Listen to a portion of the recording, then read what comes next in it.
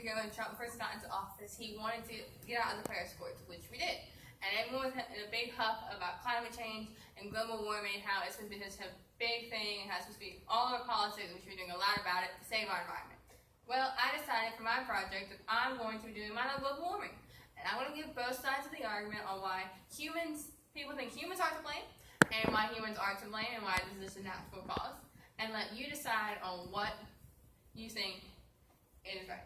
So, to start off, I want to describe what it is. So, global warming is the increase in Earth's surface temperature due to the greenhouse gases. And the greenhouse effect is the process of trapping heat in the atmosphere using the greenhouse gases, like CO2, which is one that's come up most often. So, the first thing to talk about is sea level. And the sea level has risen 4 to 8 inches in the last 20 years at a rate of about 0.13 inches. However, in the past century, humans have burned fossil fuels and done activities that have released a huge amount of heat-trapping gases. And the ocean takes in about 80% of the heat-trapping gases, which is why it has risen. Now, the rise of sea levels can cause multiple problems, starting with the fact that it goes farther inland, which leads to potential evacuation of homes, the lowlands being completely flooded, places like New Orleans, the contamination of agricultural soils, and the wetlands flooding as well. However, there are natural factors besides us burning fossil fuels and using technology that cause a climate shift, like the volcanic activity, the solar orbit, and Earth's orbit around the sun.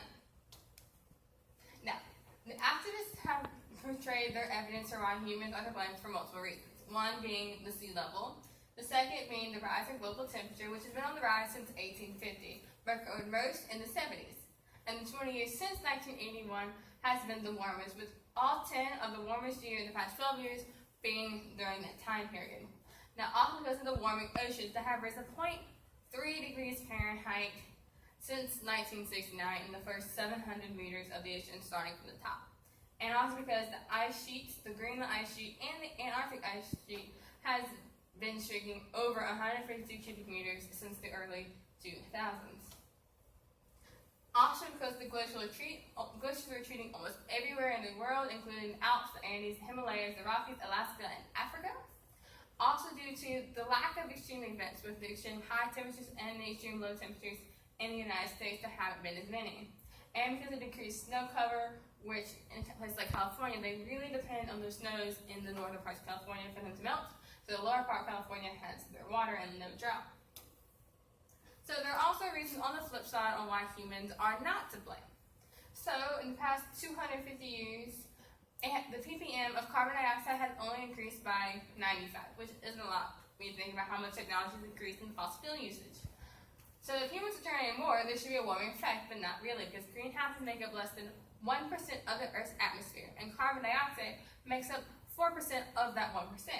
And the Earth puts 92% of carbon dioxide in the atmosphere on its own. But also, since there's also been warming and cool periods, since in the medieval times, temperatures were 1.8 degrees warmer than they are today. But after the medieval warm period, there was a cold period for 207 years, from 1607 to 1814. This was known as the Little Ice Age, which the Earth will go through on its own. And this picture just shows you how the medieval warm period was a huge spike, as long as the Little Ice Age is completely flipped. The Little Ice Age was spikes were a lot bigger than they were during the medieval warm period. It shows that since the beginning of 0 BC, AD, they have been spiking like that naturally on its own, and we were not using a lot of fossil fuels in like the 200th century like we do today.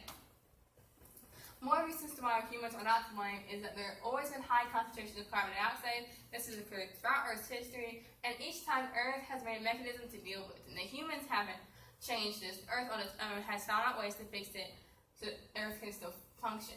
Now, also because temperature records that are shown and pushed by each of the activists, that they're not reliable, because the National Weather Service has 90% of the United States, their temperature records are from the urban heat areas, which are naturally a lot higher than the rural areas due to the tall buildings, the more people, the more stores, the more cars, just naturally use more fossil fuels there than you do in the rural areas.